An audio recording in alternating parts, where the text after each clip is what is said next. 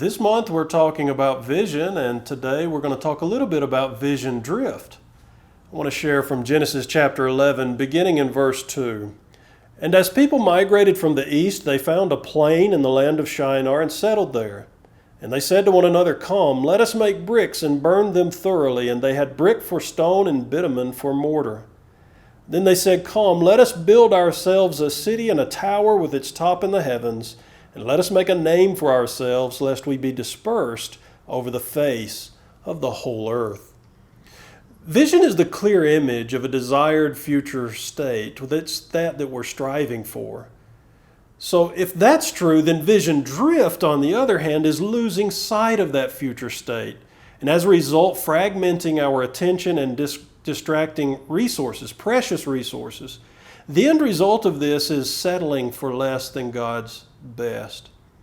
So in Genesis, God gives humanity a vision in the very beginning to go, a command really, to go and to multiply, to be fruitful, to fill the earth, to have dominion over all of creation. And that was the goal of early humanity. And you may say, yeah, but that was given in Genesis 1:28, before the fall of man. And that's true. But we hear it from God again in Genesis chapter 9 when he speaks to Noah and his descendants, and he says, "Be fruitful and multiply and fill the earth." And so that was God's command. That was God's vision for our ancestors. And yet we find them as early as chapter 11 of Genesis settling and building a city for themselves. So instead of filling the earth and multiplying, they built a city. And they built a tower to reach the heavens and make a name for themselves rather than honoring the name of God and completing the vision that God had for them. Vision drift occurs when diversions rather than vision define our activity and strategy. We begin to engage in things that really aren't our core competencies or really aren't moving us closer to the vision that we have. Jim Collins, in the book How the Mighty Fall, says that the undisciplined pursuit of more is one of the 5 stages of decline in an organization. And so that is often manifested as running around in many different directions, doing lots of things to prove our worth or our value, but not necessarily moving us any closer to the vision that God has given us as a people. So as we see in Genesis chapter 11, our early forefathers were tempted by the circumstances that they found themselves in. They said, look at the valley of Shinar. This is a great place. And maybe someone else in their group said, but wait a minute, God, didn't he tell us to be fruitful, to fill the earth? And that's why we were migrating from the east? And someone says, no, but look at this place. This is a gift from God. Surely he would want us all to settle here and to build a great big city and a massive tower. That's what God would want.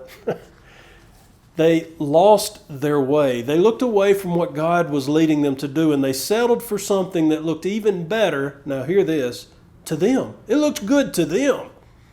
They lost their way. They left their purpose. They strayed from their path. Vision is our true north. It encompasses who we are and why we exist as an organized people. Just like a compass, we have to continuously check to make sure that we're still going in the right direction. To avoid vision drift, we have to align our activities, our efforts, our investments, our energy in that true north. We also have to learn how to say no to those great opportunities, to the valleys of Shinar that will certainly pop up in our lives. We have to learn how to say, no, this is not where God is leading. And we also need an organizational conscience, someone that blows the whistle when we are engaging in diversions, or even when we are trying to accomplish vision, but in less than ethical ways. You see, vision is not just about the destination, it's also about who we are in every activity along the way.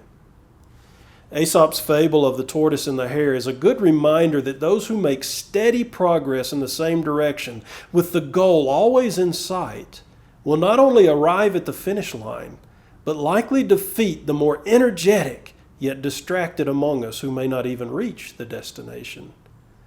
And so God frustrated the new vision that the people in the valley of Shinar had. In chapter 11, verse 8, he says, God dispersed them from there over the face of the earth, and they left off building the city.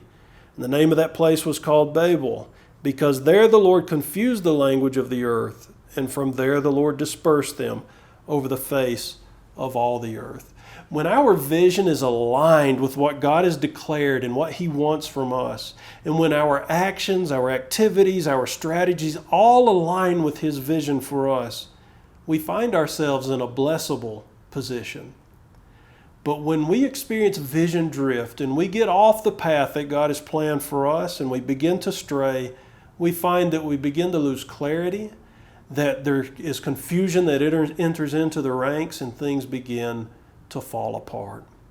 To avoid vision drift, we must make the vision clear and maintain that true north. And remember, it's not just about the destination. It's about who we are in everything we do all along the way. May God bless us as we seek to fulfill the vision that He has for each one of us as individuals and for us as One Mission Society. God bless you.